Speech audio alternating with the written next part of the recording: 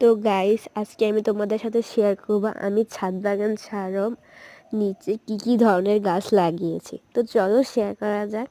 তো ফার্স্টেই কিন্তু ছিল চুন্ডি গাঁদা, আর এটা খুবই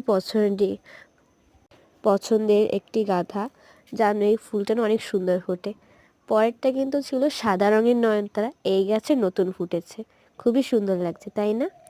তারপরেরটি কিন্তু ছিল মোরগ ফুল। শীতের বাগানে এইটা থাকবে না, এটা কোনো কথা নাকি। আর কমলা রঙের গাঁদাটাও কিন্তু আমার কাছে অনেক বেশি ভালো লাগে। অ্যান্ড তারপরেই কিন্তু ছিল হলুদ রঙের গাঁদা। আর এই ফুলটা যেন অনেকটা বড় ফুল ফোটে, যেটা কিন্তু কমলা রঙে এত বেশি ফোটে না। আর এই গাছটা অনেকটা সুন্দর করেই গ্রোথ ছিল, আর এটার মধ্যে অনেকগুলো কুড়ি ছিল। আমার বাগানের সবথেকে বেশি সুন্দর গাঁদার মধ্যে ছিল এই হলুদ রঙের গাঁদাটাই।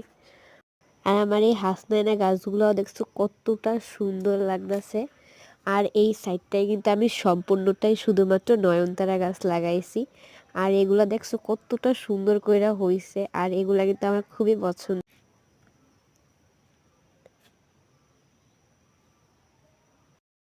আর লাস্ট এটি ছিল নার্গিস ফুল, আর এটা কিন্তু আমার আরেকটি পছন্দের ফুল, ছোট ছোট ফুল হয় অসাধারণ।